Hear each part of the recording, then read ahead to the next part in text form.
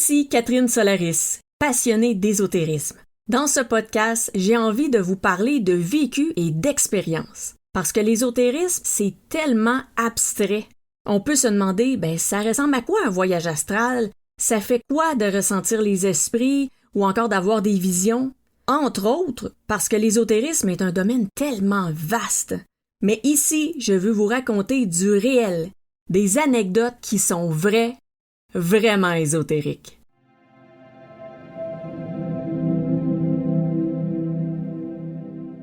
Dans cet épisode, je vais vous raconter comment est-ce qu'on m'a mise à la porte du paradis. Oui, quoi?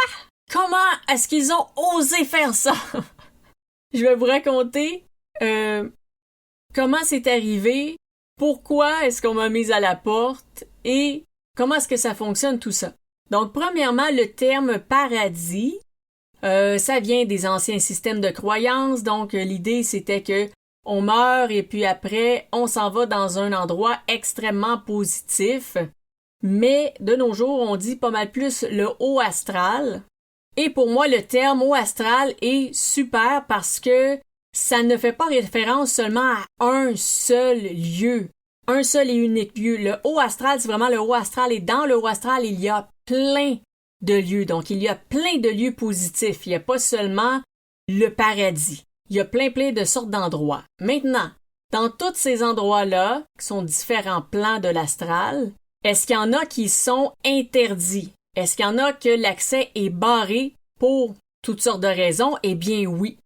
Et justement, celui qu'on appelle ou qu'on appelait le paradis, c'est un endroit qui est bloqué pour les âmes qui sont incarnées présentement dans un corps humain. Donc, comment est-ce que c'est arrivé tout ça? Eh bien, c'est que durant l'enfance, j'ai fait quand même plusieurs voyages astraux spontanés. Ça m'arrivait souvent pendant des orages. Je pourrais pas préciser pourquoi, mais c'était des orages vraiment violents. À l'époque, on appelait ça des orages électriques. Je sais pas pourquoi.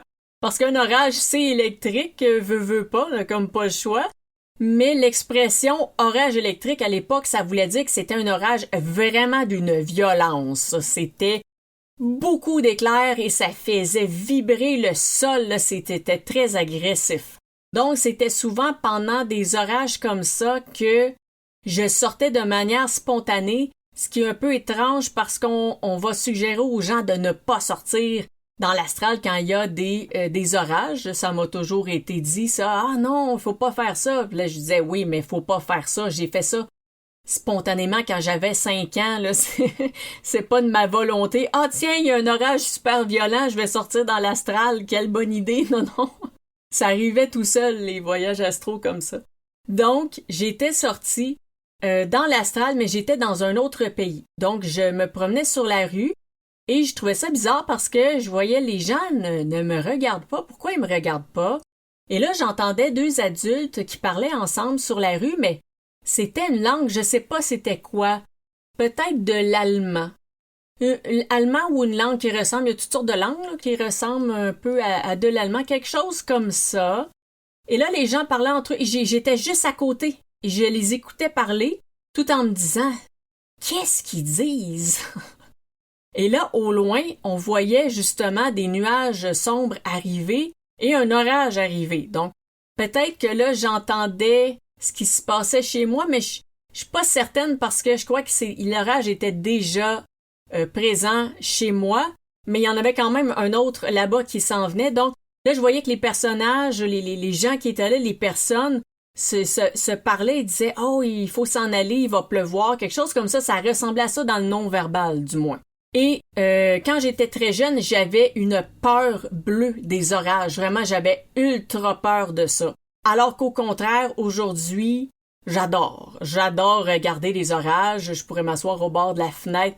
Je pense que je m'achèterais une chaise berçante au bord d'une très grande fenêtre de salon et je pourrais m'asseoir là durant tout l'orage au complet, regarder ça, j'adorerais ça. Ou mieux encore, s'asseoir dans un solarium. Une sorte de truc vitré, là. Je pourrais m'asseoir là, regarder les orages, mais quand j'étais jeune, j'avais une peur atroce des orages. Peut-être pour ça aussi que je partais spontanément dans l'astral, je sais pas. Donc, j'étais là-bas et là, on voit le ciel sombre qui s'en vient. Et moi, je me dis, oh non, faut que j'aille me cacher, il faut absolument que je me cache. Et je vois un immeuble très haut, plusieurs étages, des briques beige à peu près, quelque chose comme ça. C'est dommage que ça fasse aussi longtemps parce que j'aurais peut-être été capable de le dessiner si c'était très récent. Et c'est un immeuble vraiment avec, c'est ça, plusieurs étages. Et là, j'arrive au, je sais pas, 4e étage parce que c'est ça, je flotte. Puisque je suis en voyage astral, je flotte et là, je me dis, ah, l'immeuble là, c'est bon pour se cacher. Donc, je me dirige là et j'arrive. Donc là, je suis dans un très, très long corridor avec beaucoup de portes et beaucoup de fenêtres. C'est très, très, très fenêtré, cet endroit. Et c'est vraiment un long corridor bordé à droite de fenêtres et à gauche de portes. Bon, déjà, ici, la question que je me pose aujourd'hui, mais pas à l'époque. À l'époque, je croyais vraiment que c'était un vrai bâtiment, ce qui est possible aussi. Mais aujourd'hui, ce que je me demande, c'est est-ce que ce bâtiment existait pour vrai? Pourquoi? Parce que dans l'astral, les fenêtres et les portes, c'est très significatif parce que ce sont des sortes de portails de téléportation d'un endroit à un autre. Donc, quand on voit des escaliers, souvent, ça va représenter un peu le taux vibratoire. Donc, si on descend un escalier, c'est pas impossible que le taux vibratoire descende. Quand on en monte un, ça se peut que le taux vibratoire augmente aussi. C'est pas nécessairement exactement ça, mais je dis que c'est une possibilité. Tandis que les fenêtres et les portes dans l'astral, c'est vraiment, ça va d'un endroit à un autre. Un peu comme, ça m'avait vraiment, vraiment fasciné quand j'avais vu dans la Matrice, je crois que c'est le 2e, où est-ce qu'ils vont chercher le maître des clés. Et là, ils se promènent, il y a un couloir, il y a plein de portes, et lui, il débarre une porte, il arrive dans un autre endroit, arrive dans un autre endroit, débarre une autre porte, complètement un autre endroit. L'astral, c'est comme ça. Donc, j'ai trouvé ça un peu étrange quand j'ai regardé la Matrice, j'ai fait attendez un instant, là. Là, on a un concept qui vient vraiment, mais vraiment de l'astral. Et là, on est dans un film de science-fiction. Est-ce qu'il y a quelqu'un dans l'équipe qui fait du voyage astral ou quoi? Je trouvais ça vraiment spécial.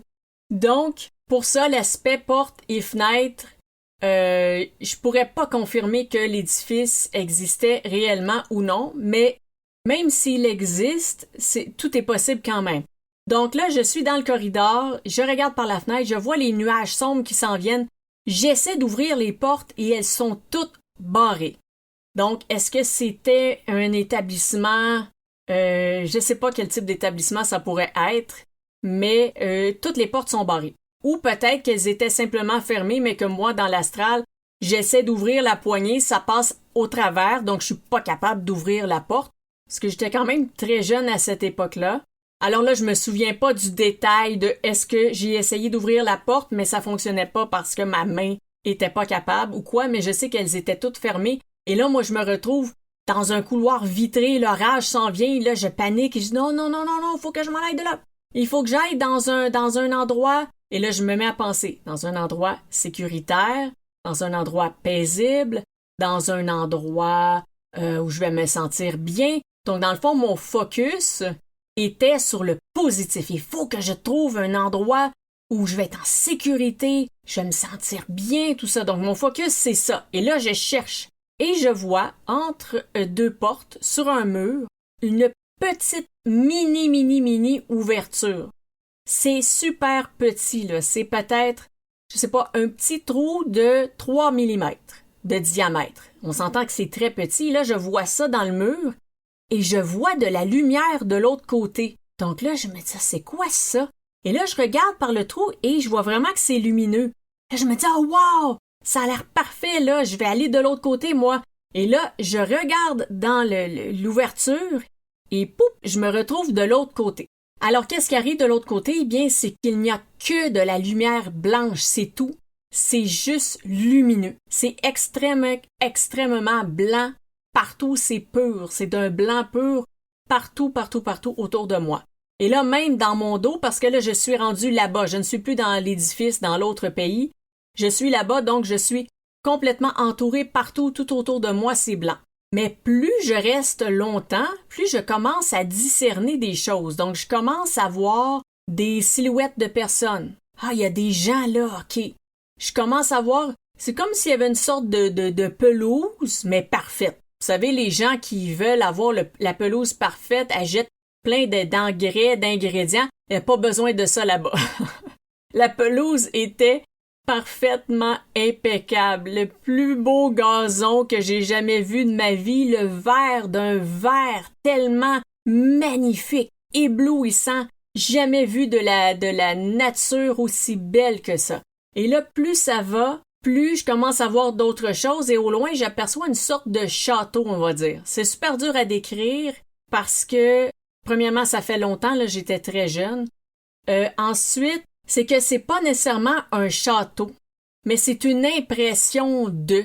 Donc, en fait, quelque chose de beau, de grandiose, de royal, de vraiment très beau, très noble. Un peu ces impressions-là qui ressortent de ça, mais pas nécessairement d'une impression de condescendance dans le sens que, OK, nous, le peuple, on arrive là, et puis là, il y a le roi qui est là, et là, le roi va nous accueillir. Pas dans ce sens-là, c'est vraiment l'ambiance au complet. Elle est belle, elle est noble, elle est royale, quelque chose comme ça. Donc, plus le temps passe et plus je commence à voir, là, je fais « Ah, il y a ça, il y a telle personne. » Là, je pourrais pas vous dire qu'est-ce que j'ai vu parce que ça fait trop longtemps et on nous efface la mémoire quand on va dans des endroits comme ça. Il y a pas mal de personnes qui vont vous dire « Ah, j'ai été de l'autre côté, on m'a dit tel truc, mais tout le reste, je m'en rappelle pas. » Ça arrive souvent. Et là, c'est ça qui arrive. Donc, ce que je me souviens, c'est ça. Et le reste, quand j'ai commencé à voir les détails, c'est comme si mon attention faisait « Ah oui, ça! » Probablement que je reconnaissais des choses. Parce que, là, si on se pose la question, pourquoi est-ce que je suis arrivé dans cet endroit-là en particulier? Première réponse, le focus. C'est pour ça qu'on dit toujours, dans la vie, garder les pensées positives et focusser sur ce qui est bon. Oui, il y a du mauvais. Il est là. Il faut pas le nier. Il faut pas du tout le nier. Si on peut travailler avec même, on va essayer de faire du travail avec nos aspects plus négatifs, mais le but, c'est de les rendre plus lumineux. Donc, toujours un focus positif, ça nous fait avancer. Donc ça. Pourquoi un focus positif, c'est nécessaire dans l'astral? Parce que quand on pense à un endroit, on se téléporte là-bas.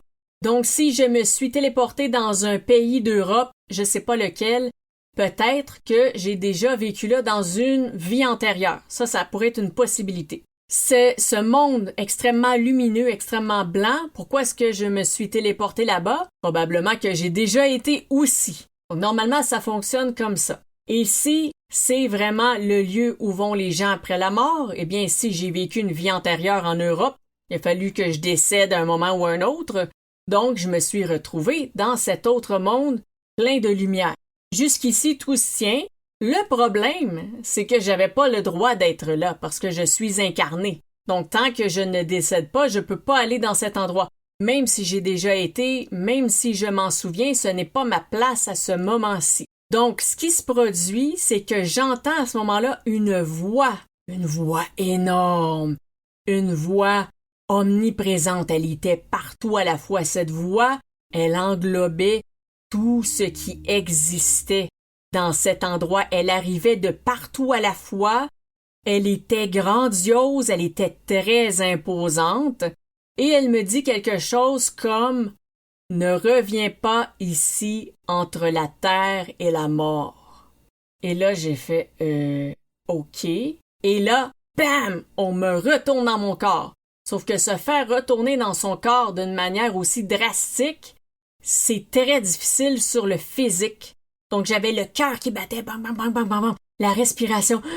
C'est vraiment un choc. Quand on se fait projeter dans son corps subitement, ça donne vraiment un choc. Mais, là, vous dites, OK, mais c'est pas très gentil de leur part. En effet, mais dans l'astral, notre âme, on est dans l'énergie et on est qui on est. Donc, je suis quelque chose dans l'énergie. Et quand je suis dans l'astral, ceux qui sont dans l'énergie me voient et me voient tel quel. Donc, ils savent qui je suis et probablement qu'ils savent, ah, bon, elle était déjà passée par ici, on l'a réincarnée, bon, on l'a réincarnée ou je me suis réincarnée, là. Un débat à faire. Donc, Elle est réincarnée et elle sait très bien qu'elle n'a pas le droit de revenir ici et elle revient quand même. Donc eux ne se sont pas gênés pour me retourner parce que ils savent que je suis pas supposée être là et que je le sais très bien dans le fond de mon âme que je ne suis pas supposée être là. Le problème, c'est que j'avais peut-être 5-6 ans et que mon esprit était quand même encore relié à mon cerveau et mon cerveau lui comprenait rien. Là. Moi, tout ce que je voulais, c'était me sauver de l'orage et non pas aller dans un endroit interdit de type paradis.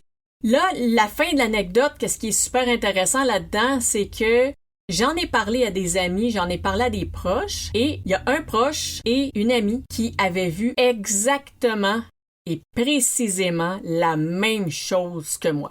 Et je serais prête à parier, je parie jamais, on va dire que je serais même prête à parier que il y a des gens qui ont témoigné, peut-être sur YouTube, dans des podcasts, des choses comme ça, qui ont fait des EMI, des expériences de mort imminente, donc qui sont morts, qui ont vu des choses de l'autre côté, qui sont revenus.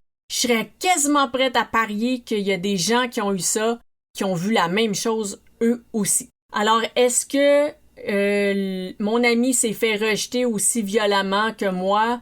Je pense que c'était un petit peu plus doux dans son cas. Peut-être qu'elle était un petit peu moins consciente de ses capacités, des choses comme ça. Et mon proche, lui, a dit que ça avait quand même été assez... ça avait brassé. Le retour avait brassé lui aussi. Donc, bon, je suis pas toute seule à vivre ça, mais une réintégration du corps subite, c'est rarement très agréable, parce que le corps va beaucoup réagir à ça. Alors, mon impression sur le lieu, bien, c'est que parfois on parle du purgatoire, qu'on s'en va à un endroit, puis après, on va savoir si on s'en va en haut ou en bas. Pour moi, le purgatoire, c'est super simple. Ça commence ici, sur Terre. Comment est-ce que vous vous sentez maintenant, présentement, dans le fin fond de votre être? Là, je parle pas de, par exemple, quelqu'un qui est en dépression, mais qu'au fond d'elle, c'est quelqu'un qui, normalement, est très heureuse dans la vie. Elle aime la vie, mais là, elle est dans une mauvaise passe. Mais là, c'est pas qu'elle va aller dans le bas astral. Elle va aller dans le haut astral. C'est pas mal garanti si son fond est très lumineux. Donc, même quelqu'un qui a un fond très lumineux, qui a subi des forts traumatismes, qui en est perturbé peut-être même pendant des années, la personne, pour ma part, va quand même aller dans le haut astral. Ce qui va aller un peu plus dans le bas astral, ça va être des gens, soit qui ont fait du mal, ou tu sais, on peut en parler. Les anciens systèmes de croyances, donc les religions, en fait, ils avaient des conseils, hein, pas des conseils, c'est pas comme ça qu'on dit ça. Mais il y a des lois, une fois des lois, comme tu ne tueras point, ne vole pas ton prochain, des choses comme ça. Peut-être pas toutes les règles sont exactement les bonnes par rapport à la forme du purgatoire astral ou de l'astral ou des choses comme ça, là, mais tu ne tueras point. C'est sûr que quelqu'un qui a tué porte en soi une lourdeur et quelque chose de très, très sombre. Très sombre. Et cette obscurité pourrait faire descendre la personne dans le bas astral lorsqu'elle va sortir, mais elle va pas rester là le reste de l'éternité. On s'entend là-dessus. Une fois que les personnes ont fait leur travail, ils peuvent s'élever. Et pourquoi on dit toujours de prier, prier, prier dans les religions? C'est parce que c'est pour garder le focus positif. Donc si on meurt, on s'en va dans le bas astral, on règle des trucs, et si on reste coincé à un endroit, mais qu'on a notre focus positif, on focus sur le bien, on focus sur le bon, et là, à un certain point, on se dit hey, « moi, j'en ai marre de cet endroit, je veux du bon. » Boum, c'est ça qui nous élève. Et à ce moment-là, on va être capable d'aller dans le haut astral. Donc, la transition haut astral, bas astral, pour moi, ça commence déjà dans nos vies maintenant. Et plus on travaille sur soi tout au long de la vie, plus la décision finale, la destination finale, quand on s'en va, on quitte notre corps, elle va se faire d'elle-même. Haut, bas, milieu, peu importe qu'est-ce qui arrive. Mais l'endroit que j'ai vu, pour moi, c'est pas une sorte de purgatoire ou d'endroit en attente, c'est vraiment une forme de paradis où les âmes qui se sont élevées vont. Et là, après ça, il arrive plein de choses dans cet endroit-là que, même si je m'en souvenais, je pense que j'ai peut-être pas nécessairement le droit d'en parler. Mon impression, c'est que c'est un lieu extrêmement positif de transition, quand même, donc pas pour un choix de où on s'en va vers vraiment une transition et au sens large. Donc peut-être qu'il y en a qui restent là un bon bout de temps. Il y en a qui vont s'élever plus haut après. Est-ce qu'il y en a qui vont vouloir devenir des guides, des gardiens pour des humains? Peut-être ça. Aller ailleurs dans l'astral carrément, à un autre endroit, se réincarner physiquement ailleurs aussi dans l'univers. Possible.